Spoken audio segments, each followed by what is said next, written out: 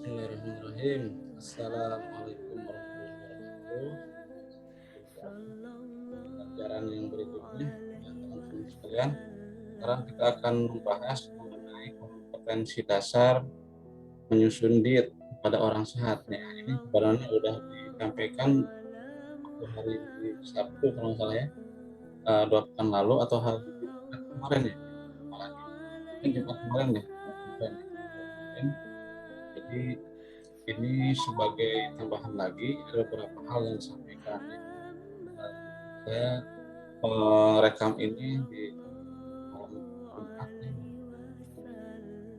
kan sambil mendengarkan selawat ya kepada Muhammad SAW ya, spesial Jumat khusus ya.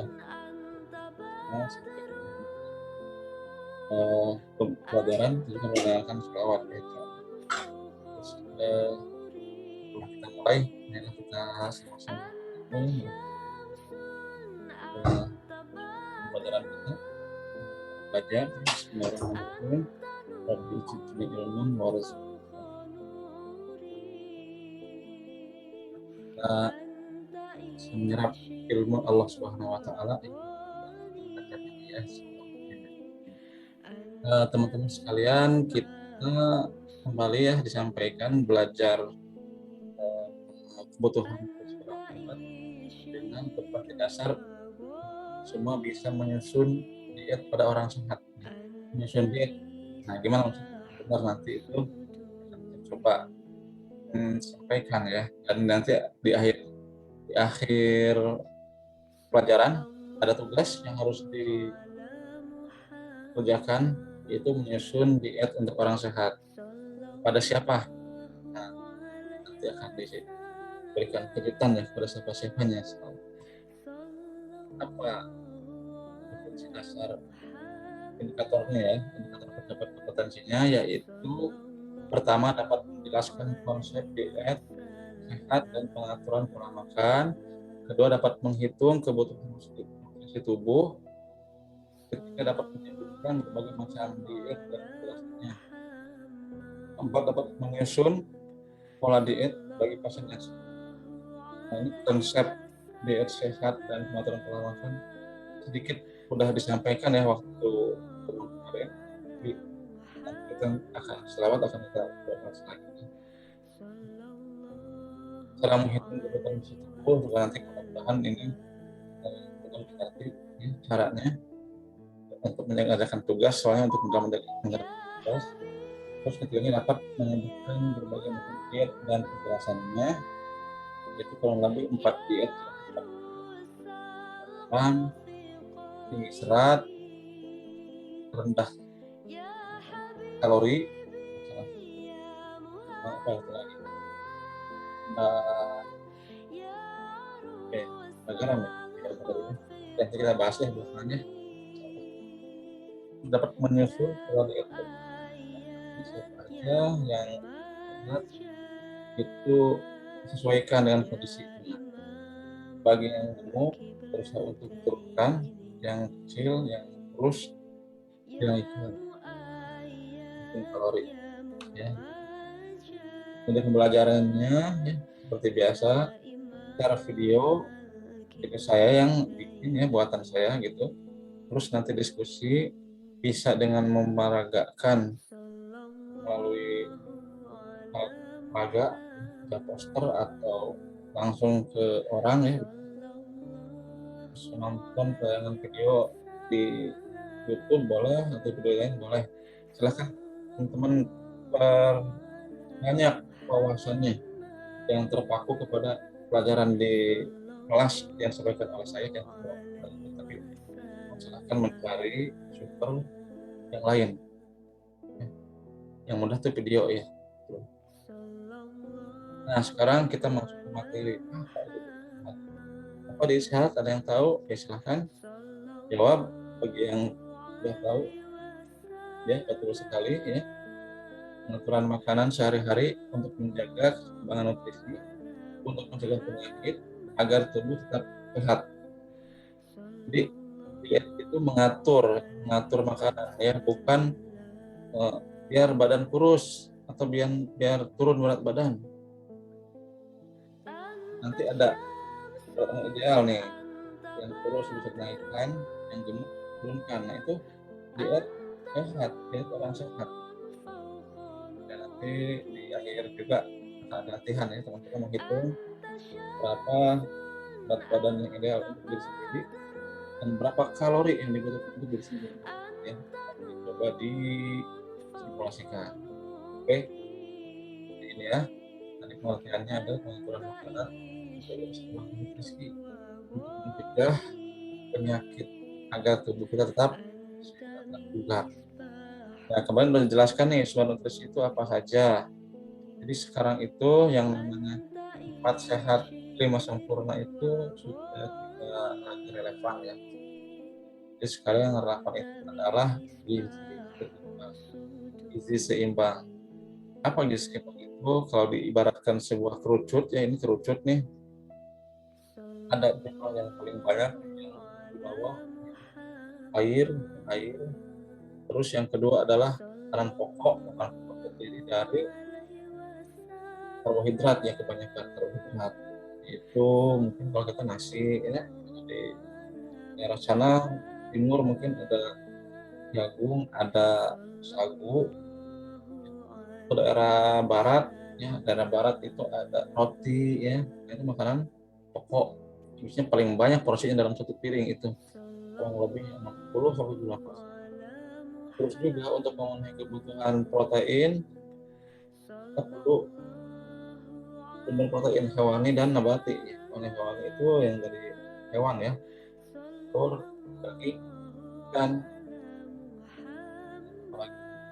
susu ya, itu yang nabati dari kacang-kacangan dan olahan kacang-kacangan misalnya terangkut olahan. Nah juga jangan lupa kita memerlukan zat pengatur yaitu bahan-bahan yang sayuran. Itu porsinya juga sama kalau di 10-20%. Itu harus ya, buat apa?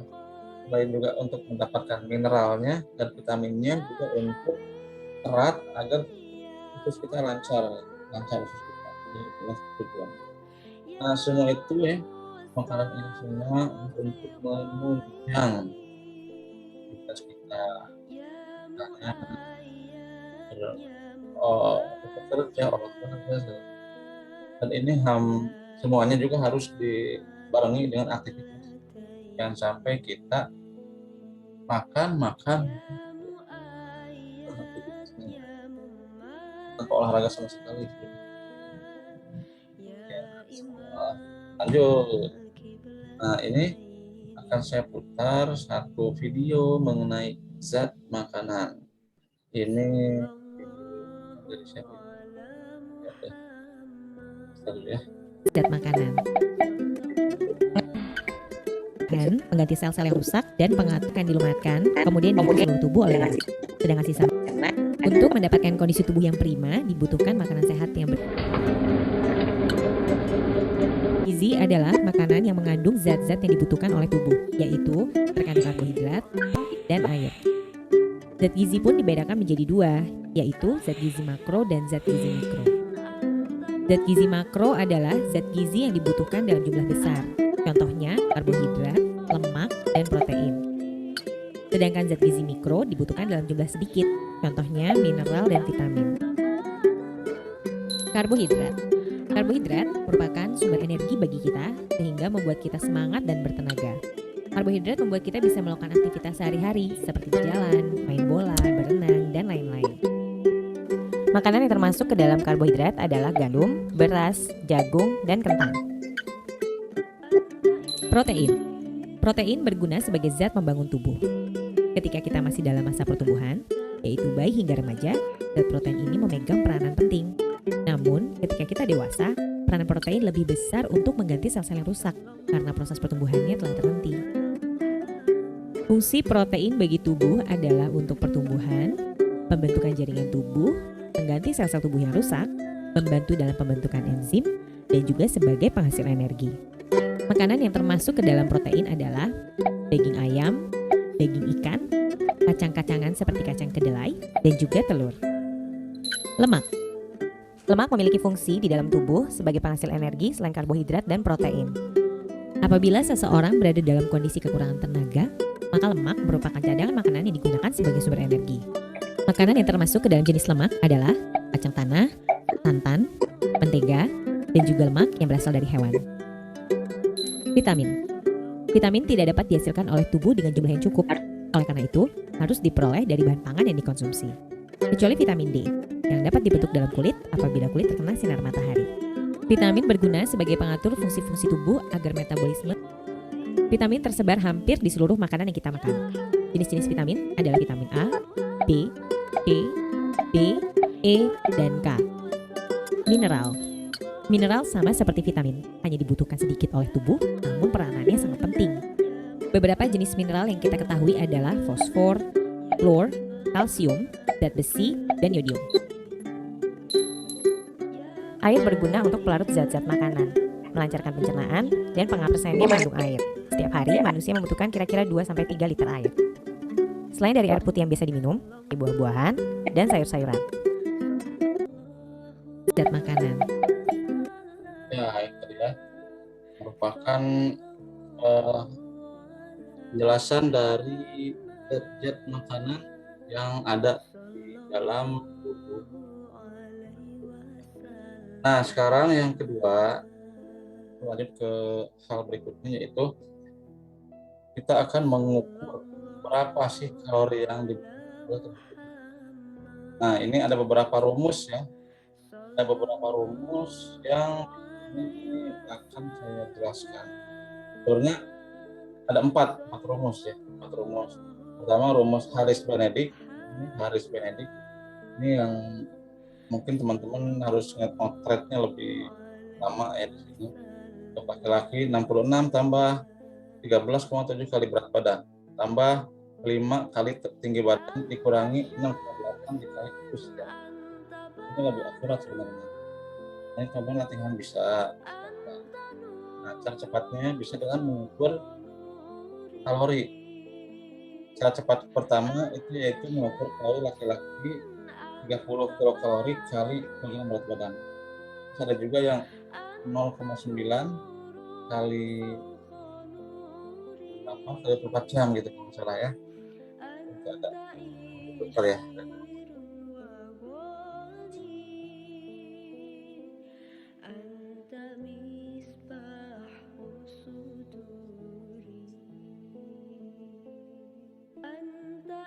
Aduh. Apa ini sih bukunya? Dek. Mana ya? Nah, lanjut ya. Nah, ini cara dua rumus tadi ya yang harus diketahui. Cara cepat yang akan saya contohkan adalah cara cepat yang ini nih, yang 30 kali berat badan. Nah, contohnya misalnya nih Pak Ilham. Ilham ini mempunyai berat badan 65 kilo, tinggi badan 163. Kelasnya hanya ada di kelas. Berapa kalori yang dibutuhkan Pak Ilham dalam satu hari?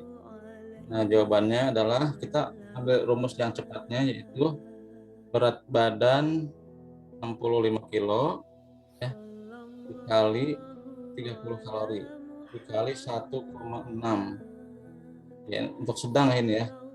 Untuk sedang ya, sedang salah 6 harusnya 1,65. Jadi saya nanti 1,5 di sini ya. Hitungan. Nah, ini nih. Ini aktivitas fisik indeksnya. Ini aktivitas fisik ini seperti ini.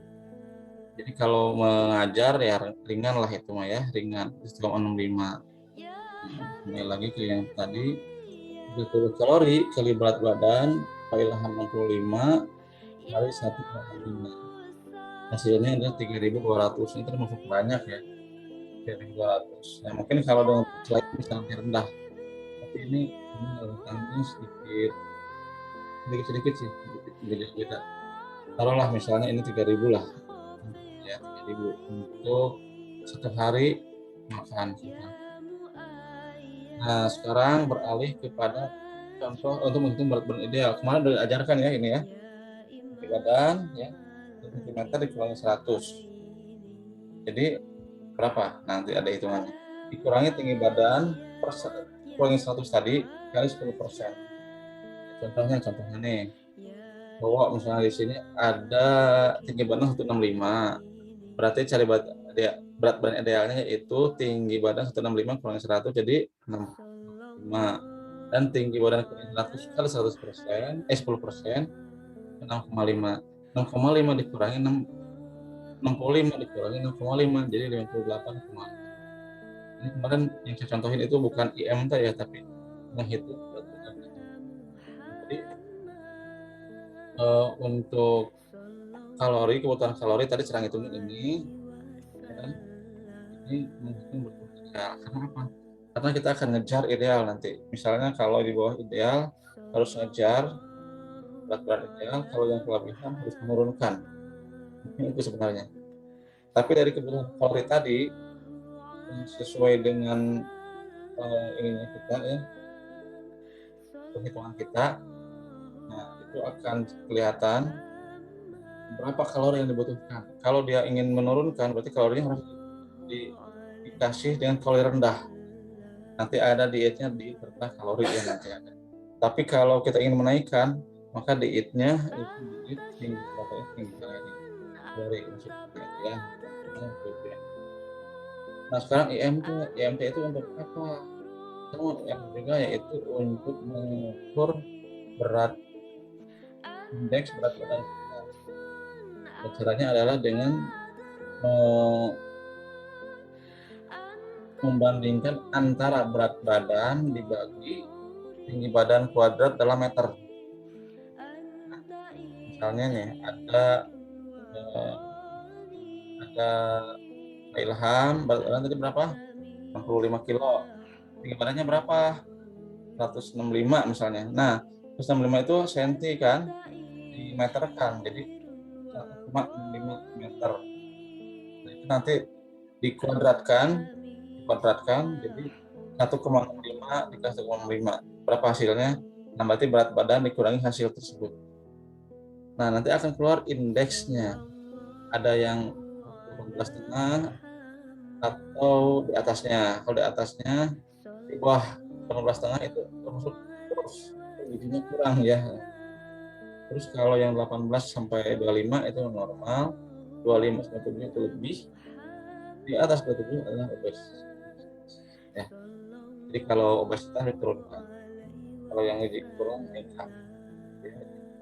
Ini ada video untuk menghitung indeks ya, silakan tonton. Bismillahirrahmanirrahim. IMT adalah indikator yang status gizi seseorang.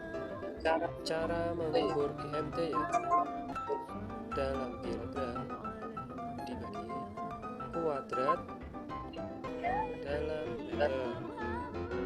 Inilah rumus untuk menghitung IMT. Contoh: berat badan sama dengan 65 kg dan 168 cm. Pertama, kita rubah satuan cm menjadi meter. 1,68 meter. Kemudian kita masukkan rumus IMT. Berat badan 65 kg bagi kuadrat tinggi badan 1,68 kuadrat dalam meter. 65 dibagi 2,8224 sama dengan 23,00.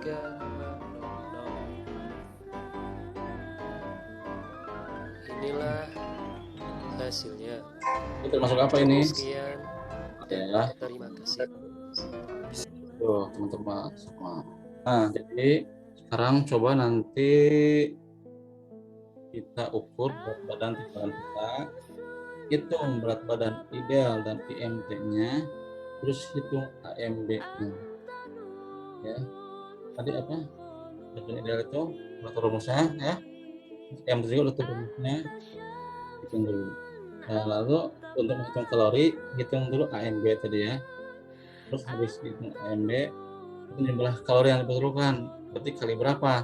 Teman-teman itu ya aktivitasnya ringan aja ya, ringan. Berarti berapa tadi indeksnya ada ya? Yang ringan berapa indeksnya? Enggak, 1,6 kalau nggak salah. Itu hitung jumlah kalorinya. Terus nanti teman-teman buat menu harian sesuai jumlah kalori yang dibutuhkan untuk mencapai berapa kalori. Misalnya 2000 kalori, ya 2000 kalori. Tuh, nah ini contoh nih. Contoh mengukur atau menghitung kalori yang dibutuhkan. Dia ingin kurus nih, ingin kurus. Nah, berapa kalorinya?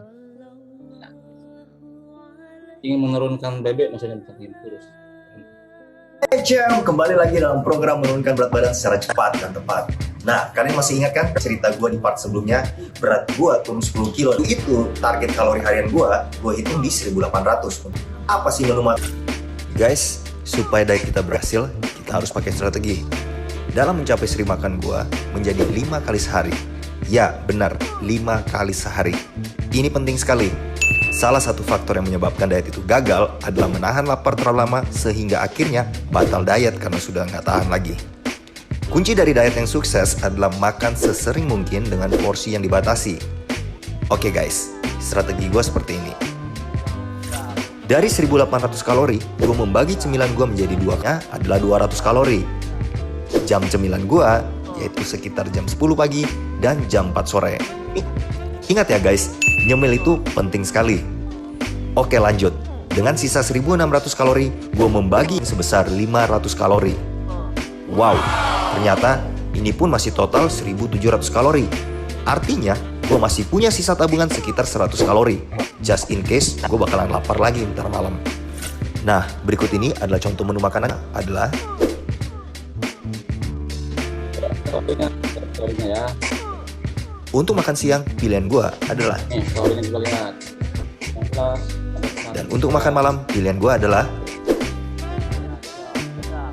dan untuk cemilan gue adalah Oke Cem, tadi itu contoh menu makanan gue selama defisit kalori. Kalian bisa menirunya sesuai dengan target kalori harian kalian dan selera harian kalian. Jangan khawatir, kalian bisa menghubungi kami di Facebook dan Instagram dan kami akan membantu menghitung target kalori harian kalian secara Cem, kembali lagi. Nah, itu tadi ya mengenai apa? Teman-teman kalori ini. Teman-teman harus bisa ya ngitung kalori masing-masing ya. Nah, sekarang kita beralih ke macam-macam diet diet ya. Jadi kita yang pertama yang dibahas adalah diet PT energi tinggi, protein tinggi. Ada dua macam diet PT, yaitu PT 1 energinya berapa? 2600 kalori dan 100 protein. Ada PT 2, ada PT itu adalah 3000 kalori dan protein 5. Untuk siapa ini? Ini bukan 300 ya, ini 3000. Salah. Jadi nanti untuk orang yang ingin meningkatkan berat badannya, buat misalnya orang yang kekurangan protein ya, yang kurang gizi ya bisa tuh.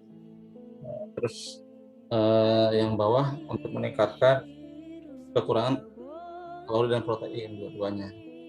Ya bagi anak-anak kecil juga bisa ini yang ingin naikin berat badan. Nah ini cara pengaturannya ya sama ya, tadi ada ini agak sedikit banyak proteinnya, mungkin akan dibikin 2600 kalori itu dengan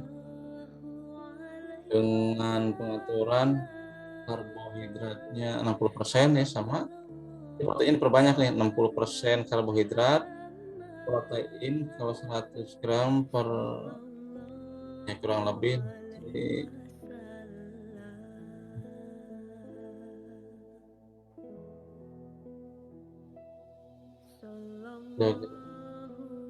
ya 20% lah, 60% 60% itu berat makanan dari karbo, 60%, 20% di protein, lalu sisanya itu di buah dan sayur. Ya. Jadi tinggi energi, tinggi protein. Nah, ada lagi yang kedua, diet rendah garam. Buat siapa rendah garam ini? Buat orang yang darah tinggi ya atau hipertensi. Nah, di sini ada 3 macam rendah garam itu. Ada yang rendah garam 1 itu bagi yang berat hipertensinya 180 gitu. Boleh makan garam sama sekali. Terus garam rendah garam 2 ini tidak terlalu berat, misalnya 160 ya tensi. Ini bisa dengan garam 2 gram sehari, 2 gram sehari, setengah sendok teh cukup dalam 1 hari. Dibagi itu berapa kali makan tuh. Nah, itu dibagi aja sedikit. Yang ketiganya adalah yang ringan. Yang ringan itu kurang lebih 1 sendok teh, bisa menggunakan garam 1 sendok teh. Nah, itu ya garam. Ada lagi diet yang lain, yaitu tinggi serat. Buat siapa itu yang tinggi serat? Buat yang susah BAB ya, yang sembelit. Nah, ini harus diberi tinggi serat. Serat dari mana dapatnya? Dari sayur dan buah atau gandum. Nah, ini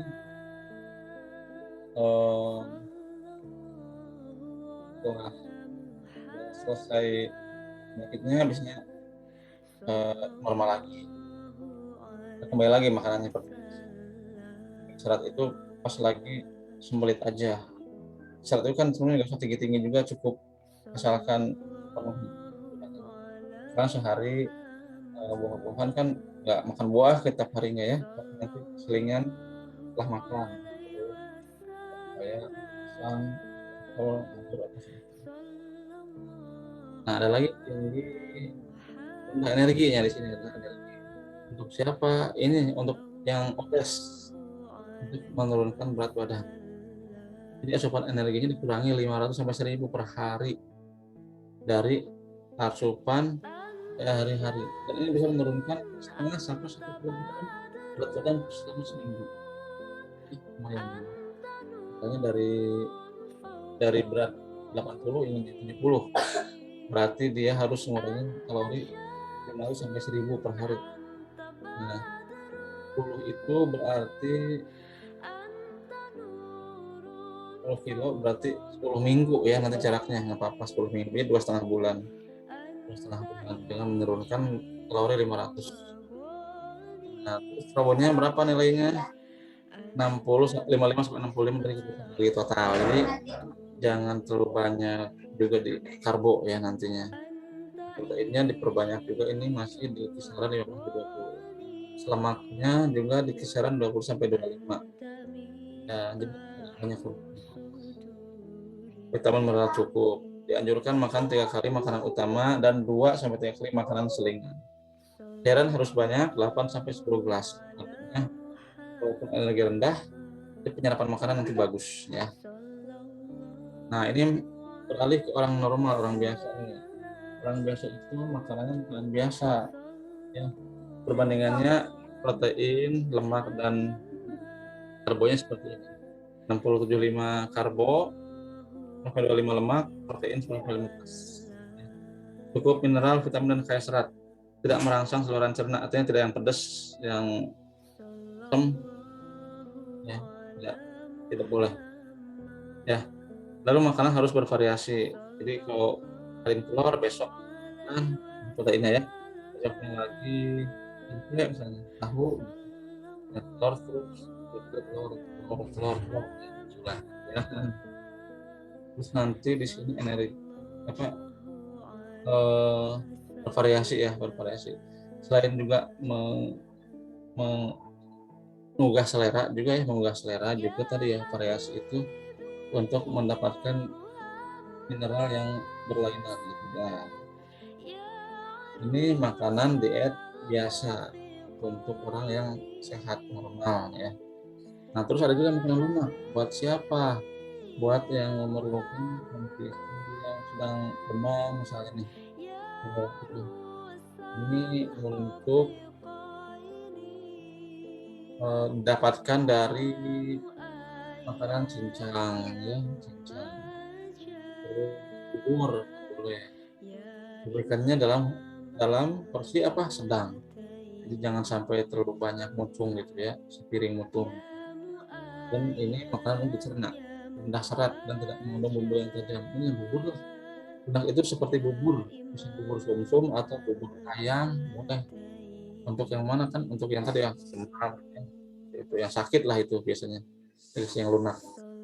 Ada juga makanan saring. Saring itu gimana sih? Oh, saring itu